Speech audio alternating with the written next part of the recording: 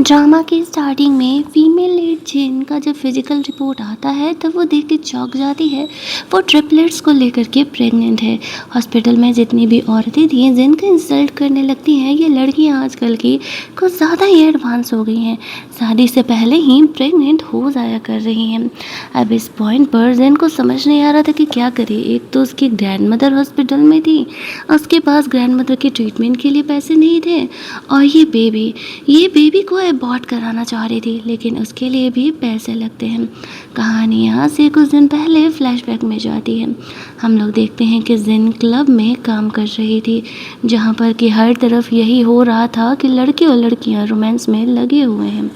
यहाँ पर जिन चुपचाप अपना काम कर रही थी। उसकी जो स्टेप फैमिली थी उसने कुछ लोगों से पैसे उधार लिए थे, वो लोग भी यहाँ आए हुए थे। वहीं दूसरी तरफ कहानी का मेन लीड सेन को दिखाया जाता है। उसके पीछे बहुत सारी लड़कियाँ पड़ी थी, लेकिन उसे किसी में इंटरेस्ट नहीं था। उसकी नज़र जिन में पड़ती है, उससे वो काफ़ी मासूम सी दिखती है।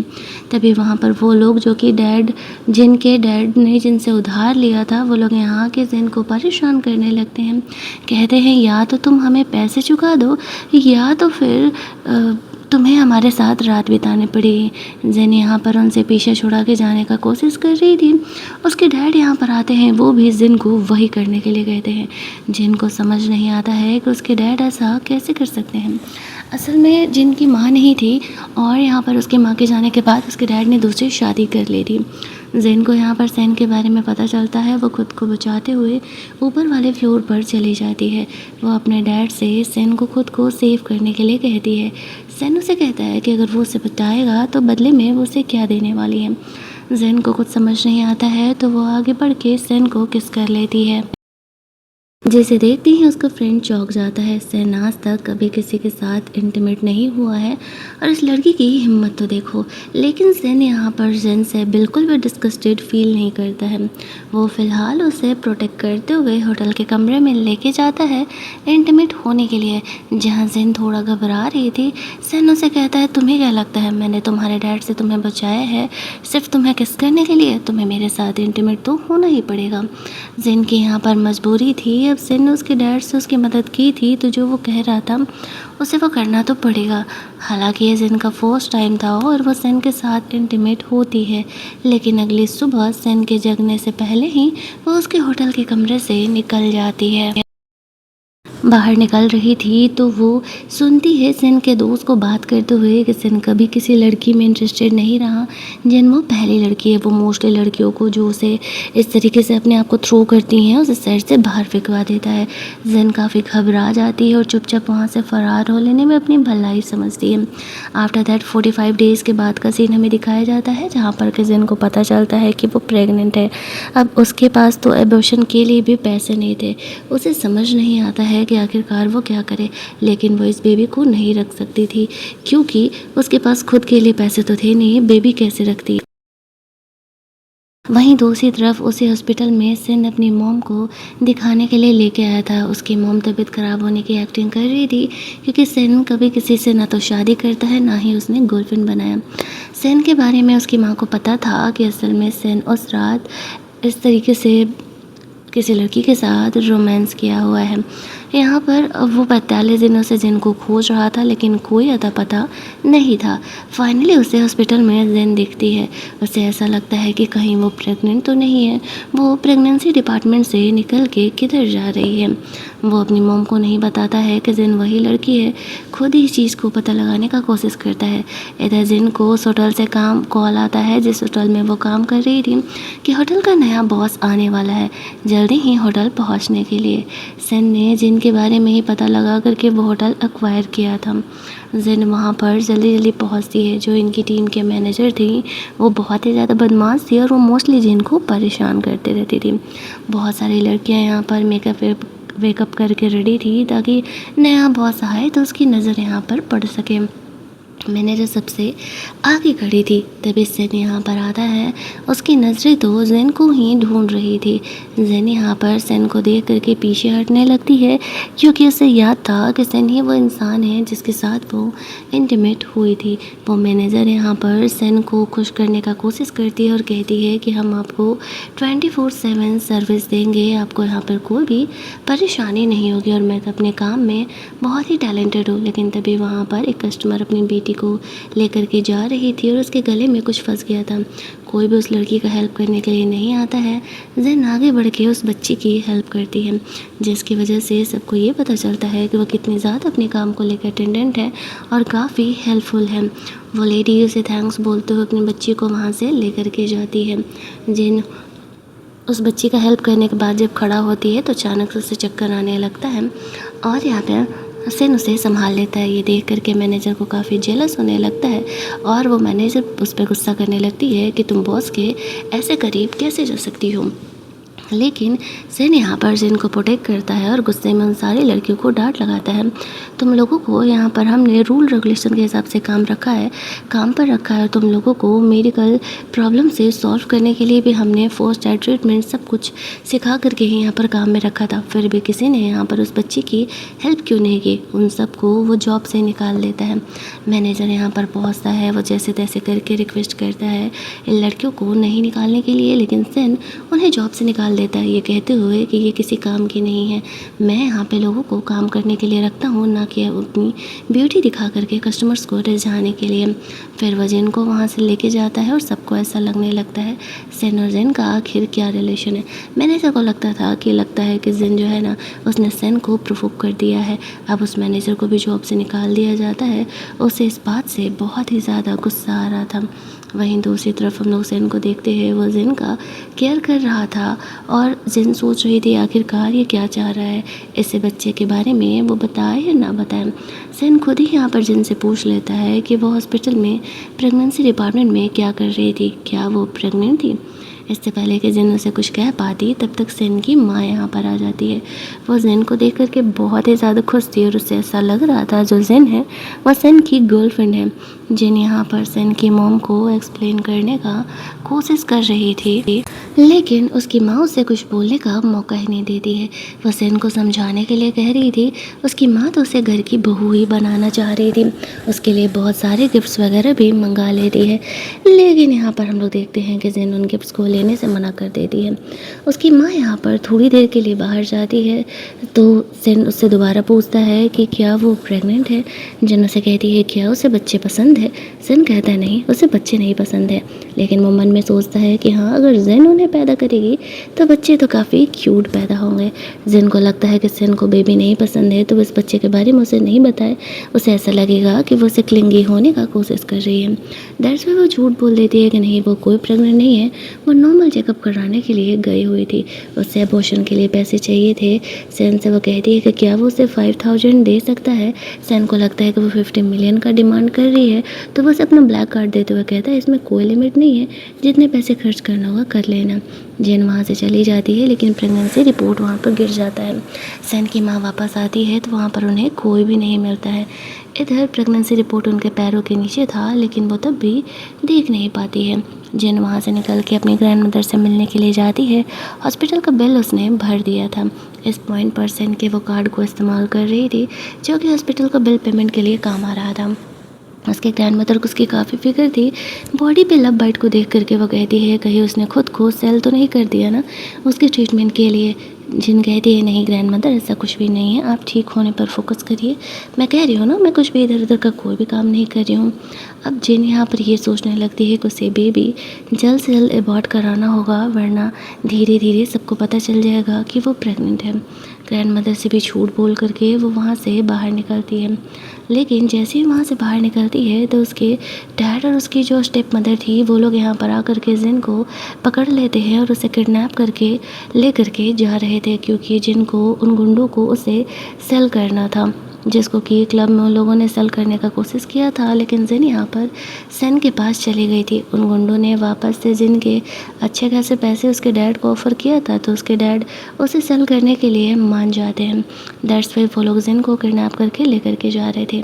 एक तरफ कार में वो लोग जिन को ज़बरदस्ती लेकर के जा रहे थे, वहीं दूसरी तरफ जिन हॉस्पिटल में चेकअप कराने गया था, जहाँ उसे पता चलता है असल में जिन जो है वो कुछ टाइम पहले भी यहाँ चेक कराने आई थी और वो सही में प्रेग्नेंट है। ये बात सेन की माँ को भी पता चल जाता है कि जिन प्रेग्नेंट है। वो सेन को कॉल करती है कि उसे कैसे भी करके कांटेक्ट करो और उसे घर लेकर के आओ। इधर सेन को पता करने पर पता चलता है उसके फैमिली वालों ने जिन को किडनैप कर लिया है और वो लोग उसे अबैंडन से प्लेस पर लेकर के गए हुए हैं। वो गुंडे यहाँ पर जिन के साथ बदतमीजी करने का कोशिश कर रहे थे, लेकिन तब तक थैंकफुली सेन आ जाता है।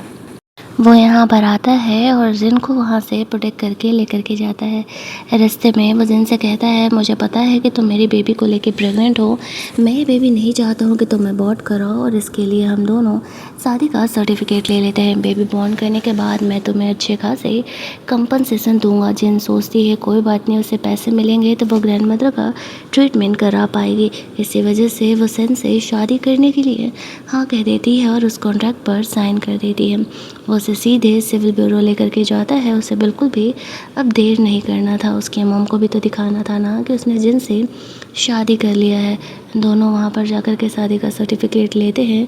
फ़ोटो वोटो क्लिक कराने के बाद वो लोग वहाँ से घर पहुँचते हैं। घर पर जिन की माँ इंतज़ार कर रही थी। वो जिन के लिए बहुत सारे गिफ्ट वगैरह लेकर के आई थी और जिन का वो एक्स्ट्रा केयर कर रही थी क्योंकि वो प्रेग्नेंट थी।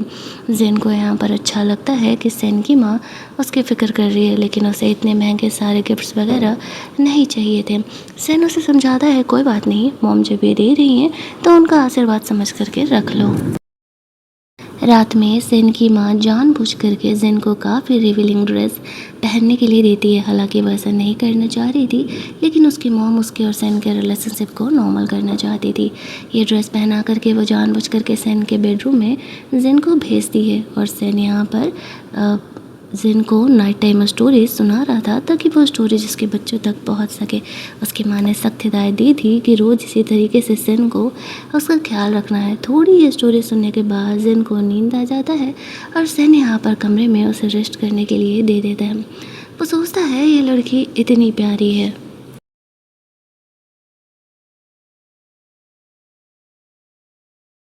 अगले दिन उनकी जो फैमिली डॉक्टर था वो जिन को चेक करने के लिए आता है। जिन थोड़ी सी अंदर से मेलन्यूट्रिश थी और उसे अपना ख्याल एक्स्ट्रा रखने का ज़रूरत था क्योंकि अब तो वो प्रेग्नेंट भी थी। जिन को जिन का एक्स्ट्रा केयर करने के लिए बोला जाता है। जिन यहाँ पर सबके जाने के बाद सोचती है जिन को उसका कार्ड लौटा दे क्योंकि दादी का पेमेंट तो उसने करा दिया, लेकिन जब वो कार्ड खोज रही होती है तो उसे अपने बैग में वो कार्ड मिलता ही नहीं है। उसे ध्यान था वो कार्ड तो उसे अपने बैग में ही रखा था, फिर कहाँ चला गया।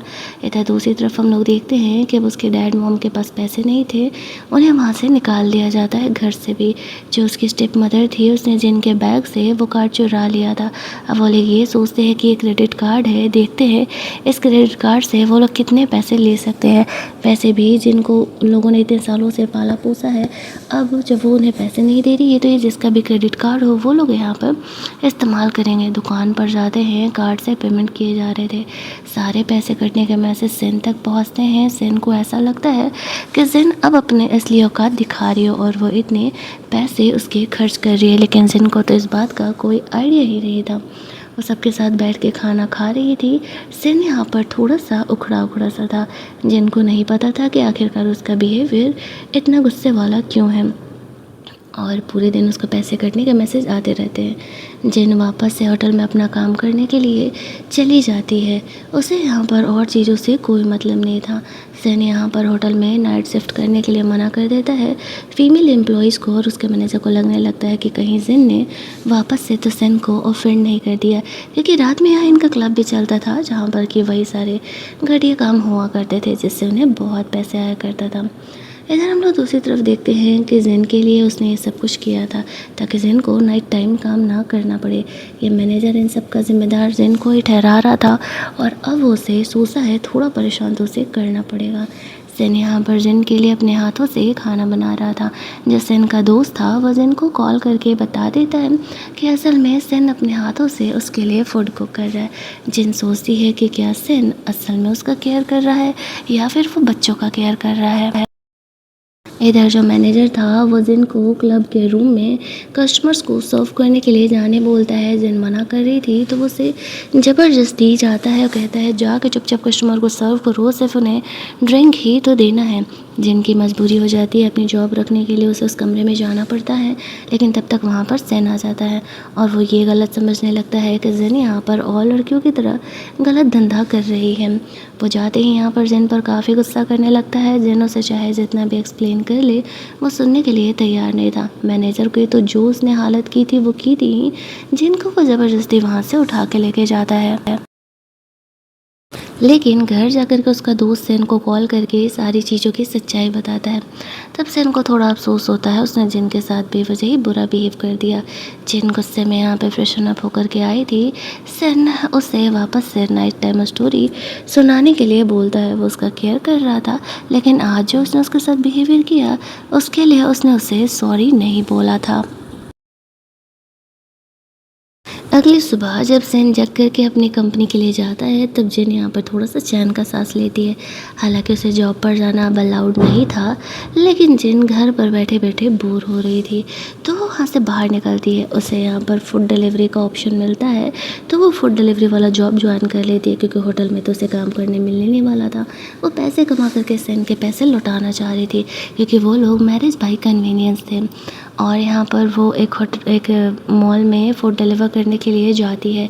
यहाँ पर सेन देख लेता और उसे ऐसा लगता है कि सेन को जिनको तो उसने काम करने से मना किया है तो फिर वो ये सारे काम क्यों कर रही है। जब जिन वहाँ पहुँचती है तो वो अपने मॉम डैड को बहुत ही लेविशली मनी स्पेंड करते हुए देखती है, तो वो समझ जाती है कि सेन का कार्ड उन लोगों के पास है। वो जा कर के उनसे वो कार्ड छीनने लगती है, लेकिन वो लोग उसे कार्ड देने से मना कर देते हैं। जिन को वहाँ से किडनैप करके वापस से लेके जाने लगते हैं, ये सोचते हुए कि जब जिन यहाँ पर फूड डिलीवरी कर रही है तब ऑब्वियसली यहाँ पर सेन ने जिन को छोड़ दिया होगा। वो लोग उसे वहाँ से लेकर के जा रहे थे, तभी सेन ये चीज़ देख लेता है कोइंसिडेंटली, और वहाँ पर जा कर के वो जिन को प्रोटेक्ट करता है। वहाँ जा कर के उसे समझ में आता है कि असल में ये कार्ड तो जिन के पास था ही नहीं, बल्कि जिन के पेरेंट के पास था, जो लोग कि बहुत ही बदमाश है और शुरुआत से ही उन लोगों ने जिन को सिर्फ परेशान ही किया है। यहाँ पर जिन सेन को बताती है इतने दिनों से तुम्हारा कार्ड इनके पास था और ये लोग तुम्हारे पैसे खर्च कर रहे थे। उन लोगों को कहना था कि जिनको हमने पाल पोस करके बड़ा किया, क्या वो हमें इतने भी पैसे नहीं देगी। जिन कहती है मेरा पैसा नहीं है, अब तुम लोग पूरी ज़िंदगी जेल में सड़ने वाले हो। अगर सेन के पैसे तुमने नहीं लौटाए तो पैसे तो इनके पास थे नहीं। उनसे वो कार्ड छीन लिया जाता है और इसके मॉम डैड को जेल भेज दिया जाता है, क्योंकि उन्होंने सेन के पैसे उसकी मर्ज़ी के खिलाफ खर्च किए थे। सेन यहाँ पर ये देख के इम्प्रेस हो जाता है कि जिन कोई गोल्ड डिगर नहीं है, इनफैक्ट वो उसे प्रोटेक्ट करने का कोशिश कर रही है। जिन की तबीयत थोड़ी ख़राब होने लगती है तो सेन उसे वहाँ से लेकर के जाता है। डॉक्टर चेक करके बताते हैं कि ओवर स्ट्रेस की वजह से यहाँ पर जिन की तबीयत ख़राब हुई है। सेन की माँ यहाँ पर आती है, वो सेन पर बहुत ही गुस्सा करती है और कहती है कि तुम अपनी वाइफ का इतना भी ख्याल नहीं रख पा रहे हो। सेन को अपनी गलती का एहसास होता है, उसे जिन का थोड़ा एक्स्ट्रा केयर करना चाहिए था। जिन को यहाँ पर होश आता है, वो देखती है कि सेन की माँ उसे डांट लगा रही है, तो वो उसे समझाती है नहीं नहीं आंटी, इसमें सेन की कोई गलती नहीं है, वो तो मेरी ही फैमिली मुझे इस तरीके से परेशान करती है। उसकी माँ समझ रही थी धीरे धीरे दोनों के बीच प्यार तो ग्रो कर ही रहा है। जिन का यहाँ पर एक्स्ट्रा केयर किया जाता है। उसकी माँ सेन को डांट लगाते हुए कहती है तुम्हें आज से जिन के हर छोटे बड़े चीज़ का ख्याल रखना होगा। उसकी माँ थोड़ी देर के लिए चली जाती है। सेन को ऑफिस से कॉल आ रहा था। जिन यहाँ पर उसे कॉल अटेंड करने के लिए बोलती है। वो कॉल लेने के लिए बाहर जाता है। नर्स यहाँ पर डॉक्यूमेंट्स पर साइन कराने आती है। जिन को पता चलता है यहाँ हॉस्पिटल रूम के एक दिन का 1,80,000 लग रहा है। वो सोचती है वो ठीक है, वो बेवजह ही सेन के इतने पैसे क्यों खर्च कराए। वो वहाँ से जाने लगती है, तभी सेन यहाँ पर आ जाता है और कहता है कि नहीं, तुम्हें 2 दिनों के लिए यहाँ ऑब्जर्वेशन में रखा गया है, और जब तक वो 2 दिन पूरा नहीं हो जाते हैं जिन यहाँ से कहीं नहीं जाने वाली है। तो अगले 2 दिनों के लिए जिन को वहीं रहना पड़ता है। आफ्टर दैट सेन जिन को घर लेकर के जाता है। उसने उसके ज़रूरत के लिए बहुत सारी चीज़ें मंगा दी थी, बहुत सारे महंगे ड्रेसेज, उसके रेस्ट के लिए काफ़ी सारी चीज़ें। जिन कहती है इन सारी चीज़ों की कोई ज़रूरत नहीं थी। वो कहता है तुम मेरी लीगल वाइफ हो, तुम्हें सब कुछ एंजॉय करने का पूरा हक है। तभी जिन का एक डॉक्यूमेंट वहाँ घर पर डिलीवर होता है। जिन उसे देखती है, उसे एक बड़े यूनिवर्सिटी में एडमिशन तो मिल गया था उसके मार्क्स के हिसाब से, लेकिन जिन के पास इतने पैसे नहीं थे कि वो आगे यूनिवर्सिटी में आगे स्टडी कर सके। हालांकि जिन का ये सपना था कि वो आगे स्टडी करे। जिन पूछता भी है कि क्या पेपर्स आया है, तो जिन उसे छुपा देती है और उसे नहीं बताती है। ऑलरेडी उसे ऐसा लग रहा था कि जिन उस पर इतने सारे पैसे खर्च कर रहा है और वो ये नहीं चाहती थी कि जिन यहाँ पर उसके और पैसे खर्च करवाए। रात में जिन को पता चलता है कि असल में जिन के कॉलेज में एडमिशन के फॉर्म आए हैं। फिर वो सोच रहा था कि वो उसे बता क्यों नहीं रही है। आखिरकार क्या वो उसे इतना भी भरोसेमंद नहीं समझती है। उसे नहीं पता था कि जिन उसके बारे में क्या सोचती है। वो ये चीज़ अपने फ्रेंड और सेक्रेटरी से शेयर करता है, तो उसका फ्रेंड उसे सजेस्ट करता है शायद वो तुम्हारी क्लोज नहीं है, इसी वजह से तुमसे बातें शेयर नहीं कर रही, बट उसे भी अपना करियर आगे बढ़ाने का पूरा हक है। मुझे ऐसा लगता है कि तुम्हें उसे आगे पढ़ने देने के लिए मोटिवेट करना चाहिए और उसका कॉलेज में एडमिशन कराना चाहिए। चाहता तो जिन भी यही था और वो उसका हेल्प करने का डिसाइड करता है। अगले दिन वो जिन को बाहर घुमाने के बहाने उस यूनिवर्सिटी पे लेकर के जाता है। वो कहता है मैंने तुम्हारा एडमिशन करा दिया है, तुम अपने क्लासेस कंटिन्यू कर सकती हो। जिन ये सुनते ही बहुत ही खुश हो जाती है। जाने से पहले जिन को प्यारा से गुड बाय किस देती है और फिर अपनी फ्रेंड से जाकर के मिल लेती है। जिन इतना में ही खुश हो जाता है। उसकी फ्रेंड यहाँ पर जिन का इंतज़ार कर रही थी। वो कहती है मुझे तो लगा ही नहीं था कि तुम यहाँ पर आगे स्टडी भी कंप्लीट कर पाओगी। जिन कहती है हाँ फाइनली मुझे स्कॉलरशिप मिल गया है और मैं यहाँ पर अपनी स्टडी को आगे कंप्लीट कर पा रही हूँ। वो लोग क्लास में पहुँचते हैं जहाँ पर कि एनी नाम की एक गर्ल थी। वो शुरू से ही जिन से जलस रहती थी। पहले वाले स्कूल में भी वो उसके साथ हुआ करती थी। अमीर फैमिली के अडॉप्टेड डॉटर थी और एनी जिस घर से बिलोंग करती थी ना, उसकी असली बेटी की शादी जिन से फिक्स की गई थी, जो कि बचपन में ही खो गई थी। तब एनी को ये गलतफहमी हो गया था कि उस फैमिली ने उससे अडॉप्ट किया है तो ये रिश्ता भी उससे मिलने वाला है। दैट्स वाई वो खुद को जिन की फियांसे कह के ही सब जगह इंट्रोड्यूस कराया करती थी ताकि उसका ओहदा और बढ़ जाए। वो जिन का यहाँ पर इंसल्ट करती, ओह ये गरीबों की बदबू यहाँ भी आ गई स्कॉलरशिप लेकर के बड़े कॉलेज में। शुरुआत में तो जिन उसे इग्नोर कर रही थी, बट फिर सोचती है कि छोड़ो यार, इनके मुंह लगने का क्या ही फ़ायदा है। यहाँ पर थोड़ी ही देर में जो जिन था वो अपना स्पीच देने के लिए आने वाला था। नया सेशन जो शुरू हुआ था। जिन यहाँ पर आता है और वो केवल और केवल जिन की ही वजह से आया हुआ था। जिन वहाँ पर चुपचाप पीछे वाले सीट पर बैठी हुई थी और वो आकर के स्पीच वगैरह दे रहा था। वो काफ़ी हॉट लग रहा था। एनी यहाँ पर सबको बता रही है जिन उसी के कहने पे यहाँ पर आया हुआ है और वो उसी से मिलने आया हुआ देखना वो उसे स्टेज पर ज़रूर ही बुलाएगा। लेकिन अनएक्सपेक्टेडली वो यहाँ पर एनी को स्टेज पर नहीं बुलाता है, बल्कि वो जिन को स्टेज पर बुला लेता है। पहले तो यहीं पर एनी का मुंह बन जाता है कि वो जिन को क्यों स्टेज पर बुला रहा है। इतना ही नहीं, यहाँ पर आते ही वो जिन को सबके सामने अनाउंस भी कर देता है कि जिन उसकी लीगल वाइफ है, तो आप लोग मेरी वाइफ का यहाँ ख्याल रखिएगा। एनी का और ज़्यादा इंसल्ट हो जाता है क्योंकि वो कॉलेज में सबको बोल के रखी थी कि वही जिन की होने वाली वाइफ है और यहाँ पर जिन को अपनी बीवी बता रहा है, तो सारे ही लोग उस पर हंसने लगते हैं कि अब तक ये अपने डिल्यूजनल वर्ल्ड में ही जी रही थी। एनी को काफ़ी इंसल्टिंग फील होता है। वो जिन से कहने लगती है मैं तुम्हारी होने वाली वाइफ थी, तुम मेरे साथ ऐसा कैसे कर सकते हो। जिन कहता है तुम नहीं, तुम्हारी असली दूसरी बहन मेरी होने वाली वाइफ थी जो कि खो गई है, तो वो जो कॉन्ट्रैक्ट था वो भी रद्द होता है और तुम तो बस एक एडॉप्टेड डॉटर हो। तुम खुद को कैसे सोच सकती हो कि मैं तुम्हें अपनी बीवी बनाने वाला हूँ। एनी का यहाँ पर पूरा इंसल्ट होता है। हालांकि जिन ने ये एक्सपेक्ट नहीं किया था। घर जाकर के जिन के पैरों को दबा रहा था क्योंकि वो प्रेग्नेंट थी और उसके पैरों पर एक्स्ट्रा प्रेशर नहीं पड़ना चाहिए। जिस तरीके से वो उसका केयर कर रहा था, जिन यहाँ पर बहुत ही ऑकवर्ड फील कर रही थी, बट वो दोनों काफ़ी क्लोज आ चुके थे। अगले दिन जब वो अपने कॉलेज जाती है तो वो अपने एक सीनियर से मिलती है जो कि जिन को पसंद करता था, लेकिन उसे पता नहीं था कि वो उसे पसंद करता है और उसे ये भी नहीं पता था कि जिन की शादी हो गई है।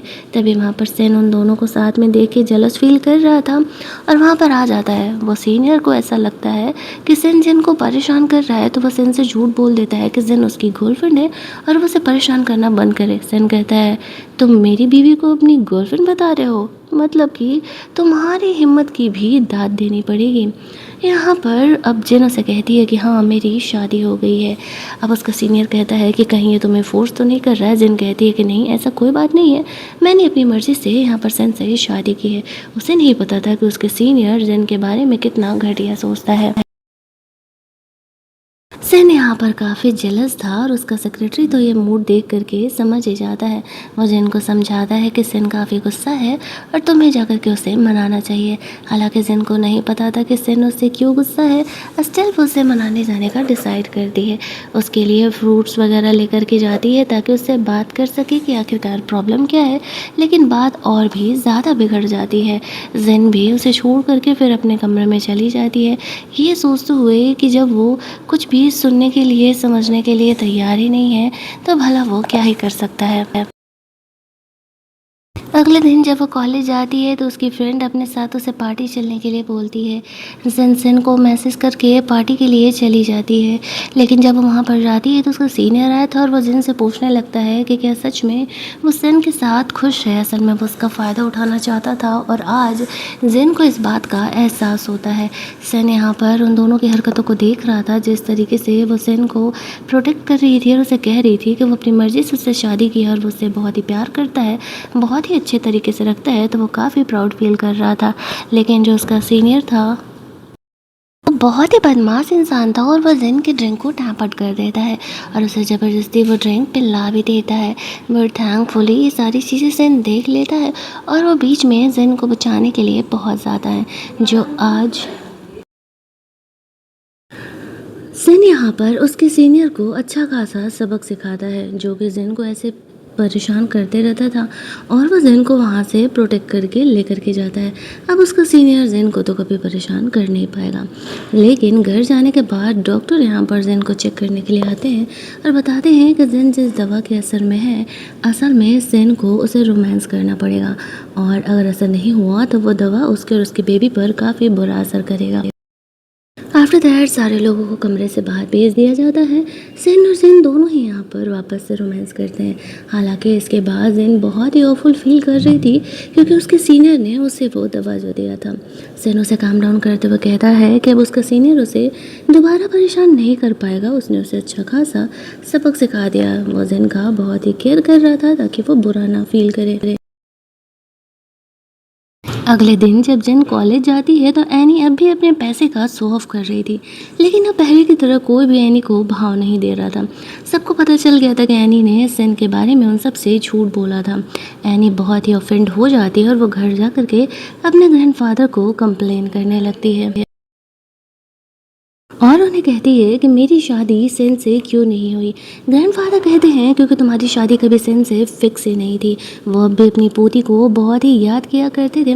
असल में उसकी बेटी जो थी वो उनसे गुस्सा होकर के अपने हस्बैंड से शादी किया था, लेकिन उसका नतीजा तो हम सब यहाँ पर देख ही रहे हैं। अब एनी को लगने लगता है कि कहीं अगर इसकी असली बेटी मिल गई तो मुझे कंपनी में शेयर्स भी नहीं मिलेगा।